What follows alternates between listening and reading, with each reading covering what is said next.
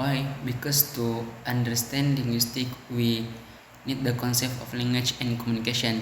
Since communication and language are the core of linguistics itself. Understanding the concept of linguistic, uh, understanding the concept of language and communication is very important in linguistics. It is because language and communication provide the foundation necessary to analyze how we manage linguistics properly and how we apply it in the daily life or social interaction.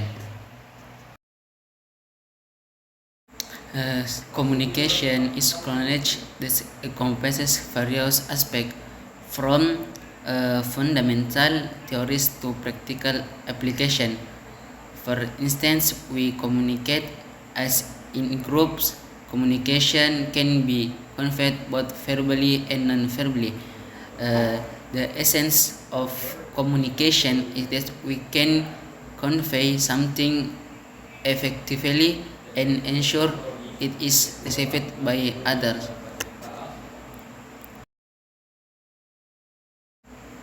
In general, there are three communication systems. One, verbal communication, namely basic communication, which includes oral and written communication. Number two, non-verbal communication, namely communication system that uses body signal, facial expression, and hand movements. Number three, symbolic communication. Communication system was delivery used logos or symbol. In general, the first thing we need is confidence so that we don't get nervous when delivering a speech. The second most important point is having good reference so we can capture people's interest and get them to pay attention to the speech we're delivering.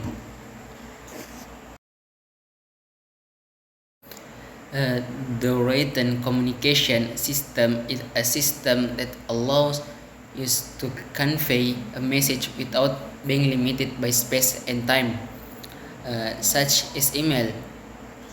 This system can also be received or sent at different times. The written communication system, why? Because the system is more permanent and can be reviewed again later. There are four types of knowledge, namely: one, knowledge of content, information; two, knowledge of linguistic, words, spelling, and grammar; three, knowledge of organization, way of organizing information; four, knowledge of style, way of expressing information.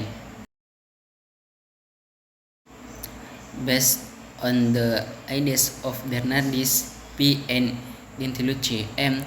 2006 about gestures, I believe that gestures are one form of communication because we can convey and receive information through. Informative sign language is a sign that's commonly used to convey information directly. This language does not require a more complex context. For example, when we raise our hand to indicate that we want to speak. Communicative signs are a sign that encompass all forms of communication, including those that convey emotional or social language. In contrast, informative signs are more focused on specific data or information. So, what is included in sign language is communicative language because sign language uses body movements, especially hands and face, which are performed to convey a meaning just like spoken language. Yes, I agree. Why? Because in sign language, there is a linguistic structure that has rules that we can use to form sentences. 1. The manual alphabets of sign language. 2. The lexicon of sign language. 3. The syntax of sign language.